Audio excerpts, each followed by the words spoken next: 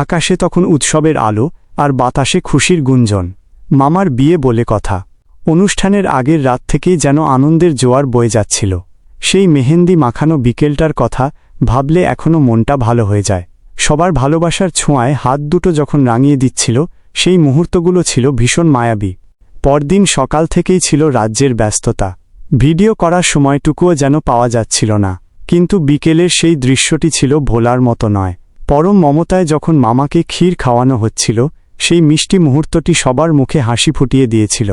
এক টুকরো নির্ভেজাল আনন্দ আর ভালোবাসার কোলাজ যেন। সন্ধ্যা নামতেই আমরা সেজেগুজে বেরিয়ে পড়লাম সেই মাহেন্দ্রক্ষণের উদ্দেশ্যে। গন্তব্য খুব বেশি দূরে ছিল না, মাত্র 1 কিলোমিটারের পথ।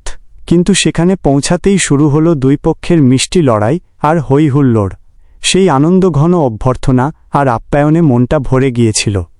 তবে সব গল্পের শেষটা যেমন একটু ভারী হয়, তেমনি বিদায়ের বেলাটা ছিল বড্ড বেশি আবেগের। নতুন মামি যখন জলভরা চোখে বিদায় নিচ্ছিলেন, তখন আশেপাশের পরিবেশটাও যেন কিছুটা থমকে গিয়েছিল। ভালোবাসার মানুষের সাথে নতুন এক পথ চলার শুরুটা তো এমনই হয়, চোখের জল আর হাসি মেশানো এক অদ্ভুত সুন্দর অনুভূতি।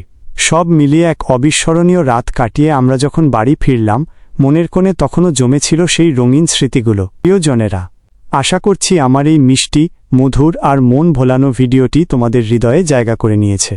আজকের মতো আমাদের এই গল্পের পাতা এখানেই বন্ধ করছি। এই ব্লগটি এখানেই শেষ হলো। তোমরা সবাই খুব ভালো থেকো, নিজেদের খেয়াল রেখো আর সুস্থ থেকো।